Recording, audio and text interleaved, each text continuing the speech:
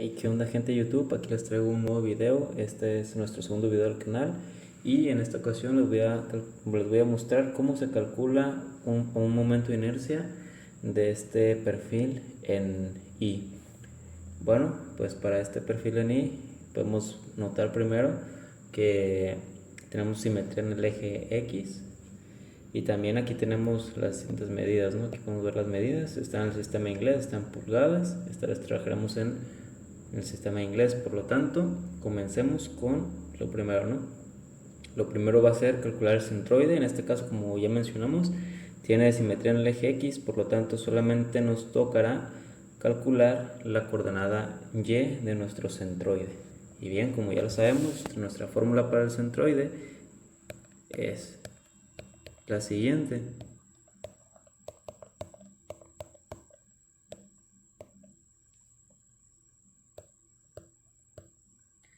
Y bien, entonces, como ya lo habíamos mencionado antes, tenemos nuestra Y que son, nuestras Y son las distancias de los ejes centroidales de nuestras figuras que conforman nuestra sección transversal hacia el eje X de nuestro plano cartesiano que formamos, ¿no?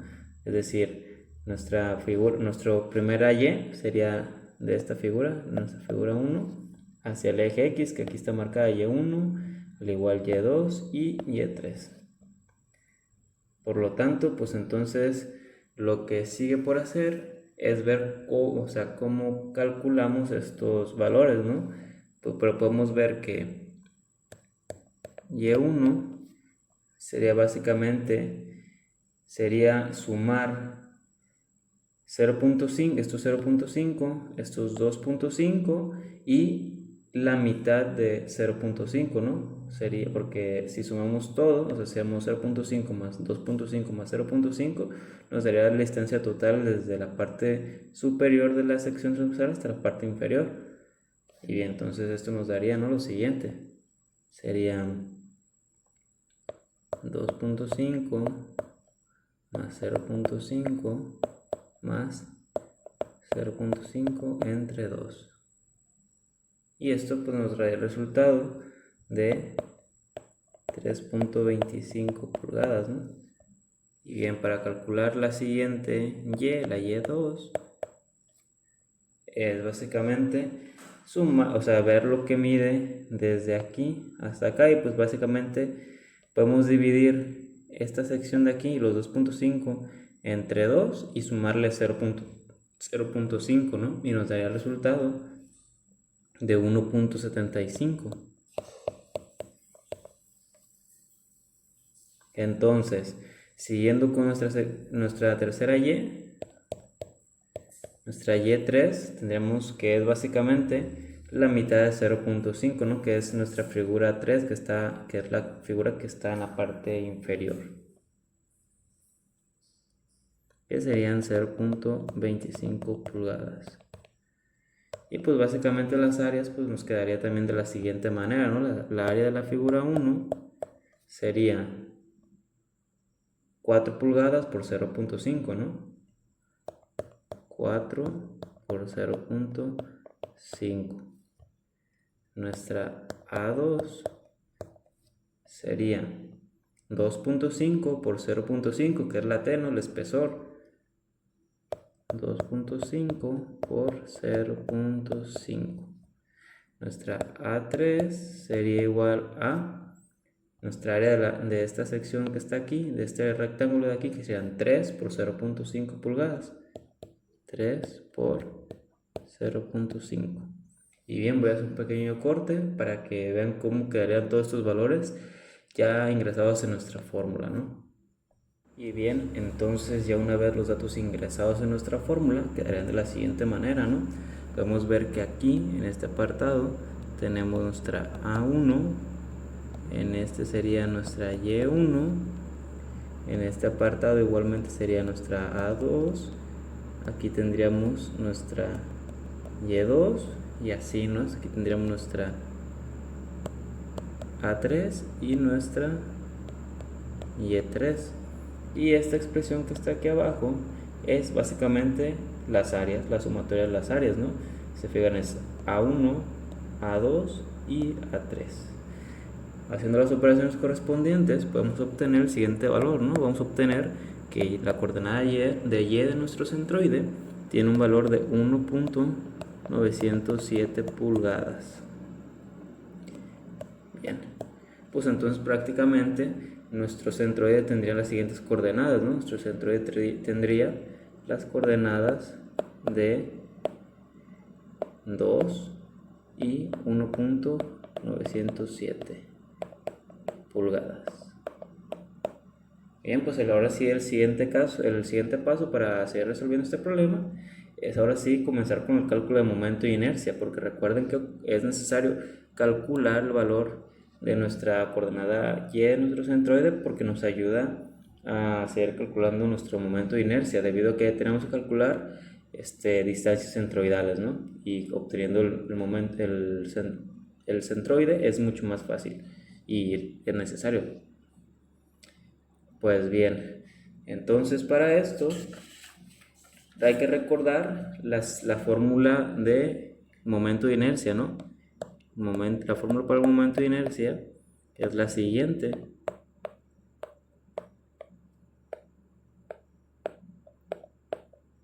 Bien, recordemos que son las D. Las D son las distancias centroidales. ¿Esto qué quiere decir? Son las distancias que hay desde nuestros ejes de nuestros centroides de cada figura individual con respecto al eje neutro de nuestra sección transversal, que nuestro eje neutro es este que está marcado en rojo. Este es nuestro eje neutro. Y por lo tanto por ejemplo, nuestra D1 sería la distancia que hay desde este eje centroidal de nuestra figura 1 hasta el eje centroidal de nuestra sección transversal general. Y así es como yo más o menos lo veo y les explico a mis demás compañeros. Espero que ustedes así lo puedan entender. Y lo mismo pasa con las demás, ¿no? Si esta es nuestra figura 3, vemos que su centroide de esta figura 3 es este que está aquí. Entonces la D3 sería la distancia que hay desde aquí hasta el eje centroidal, el eje neutro de nuestra sección transversal, ¿no? Y bien, pues entonces tenemos que ir comenzando hallando las partes de nuestras figuras, ¿no? O sea, ir hallando el momento de inercia de cada figura por separado, el área de cada figura y nuestra distancia de cada figura, ¿no? Entonces, vamos a empezar. Nuestra I1 sería igual a la base por la altura al cubo entre 12, que esta es la fórmula del momento de inercia de un rectángulo, ¿no? ¿Qué es nuestra base? Nuestra base son 4 pulgadas y nuestra altura son 0.5. Entonces son 4 por 0.5 al cubo entre 12. Y bien, haciendo los cálculos podemos obtener el siguiente valor, que son 0.044166 pulgadas a la 4. Y bien, entonces para nuestra D1, ¿cómo la obtenemos? Pues básicamente aquí vemos la coordenada de Y de nuestro centroide, ¿no? Nosotros lo que yo hice fue hallar una Y' que es básicamente la resta desde lo que mide verticalmente nuestra sección transversal menos la coordenada en Y así es como tenemos la Y'. ¿Esto para qué lo hice? Lo hice para obtener más fácilmente nuestra D1, nuestra distancia centroidal de nuestra figura 1, ¿no? Ahorita van a ver por qué, porque básicamente nosotros podemos hacer lo siguiente, podemos Y' menos 0.5 entre 2. ¿Por qué? Si sabemos que Y' es la distancia que hay desde aquí hasta acá, y nosotros queremos la distancia que hay desde aquí hasta acá, pues básicamente sería restarle este trozo de aquí, y ese trozo de ahí es básicamente 0.5 entre 2, ¿no? Y pues es lo que tenemos en esta fórmula de acá, ¿no? Que serían entonces 1.59 3 menos 0.25, ¿no? Y esto nos da un resultado de 1.343. pulgadas, ¿no? Y por tanto nuestra área 1 pues es básicamente los 4, que es la base, por la altura, que son 0.5, y esto nos va a dar un resultado de 2 pulgadas cuadradas. Este procedimiento lo haré un corte, y este procedimiento lo haré con las demás momentos de inercia y los demás áreas y distancias centroidales, y se los explicaré. Y bien, como podemos ver, aquí ya tengo escritos los demás datos que ocupamos para nuestra fórmula, ¿no? Aquí podemos ver nuestro momento de inercia 2, que es la misma fórmula del momento de inercia de un rectángulo. Es nuestra base por nuestra altura. De nuestra figura 2, que es básicamente la que está en medio, es el alma, en la base que dijimos que es 0.5 por la altura, que es 2.5, ¿no? Expresados en la fórmula divididos entre 12 tenemos el resultado, que es 0.651 pulgadas a la 4. Luego nuestra D2, o sea, distancia centroidal 2, la obtuvimos básicamente de restarle a nuestra coordenada Y, nuestro centroide, de nuestro eje centroidal, restarle la mitad de lo que mide el alma, más 0.25, ¿no? Que sería básicamente toda la distancia que hay desde aquí hasta acá. Si nosotros le restamos eso, tendríamos D2, que es básicamente la expresión que tenemos aquí, y nos da un resultado de 0.157 pulgadas. Ahora el área 2 es 0.5 por 2.5, que pues es básicamente el área del rectángulo que tenemos en medio, ¿no? Que es nuestra base por nuestra altura. Y así lo mismo ocurre con nuestra figura 3. Nuestra figura 3 es nuestra base por nuestra altura. Nuestra base son de 3 pulgadas por la altura de 0.5 elevado al cubo entre 12, y nos da un resultado de 0.0312 pulgadas a la 4. Y para calcular nuestra distancia centroidal 3, básicamente es la coordenada en Y de nuestro eje centroidal menos 0.5 entre 2, que pues básicamente es, recordemos esta distancia de aquí, ¿no? Bien, pues esos resultados nos da 1.657 pulgadas. Y ahora nuestra área 3 pues es básicamente la base por la altura, y nos da 1.5 pulgadas cuadradas. Ahora voy a hacer un pequeño corte para que vean cómo quedan estos datos organizados ya en nuestra fórmula de momento de inercia. Y bien, aquí a continuación podemos ver cómo queda expresados los valores encontrados anteriormente, plasmados ahora sí en nuestra ecuación, nuestra fórmula para calcular el momento de inercia de esta sección transversal, ¿no? Podemos ver que aquí tenemos nuestro momento de inercia del primer rectángulo, nuestra D1 elevado al cuadrado, y nuestra A1, ¿no? Igualmente aquí tenemos nuestra I2, tenemos nuestra D2, tenemos nuestra área 2, y también aquí tenemos nuestra I3, nuestra D3 y nuestra área 3. Ok, haciendo los cálculos correspondientes pudimos encontrar que nuestro momento de inercia para esta sección transversal es 8.478 pulgadas a la 4.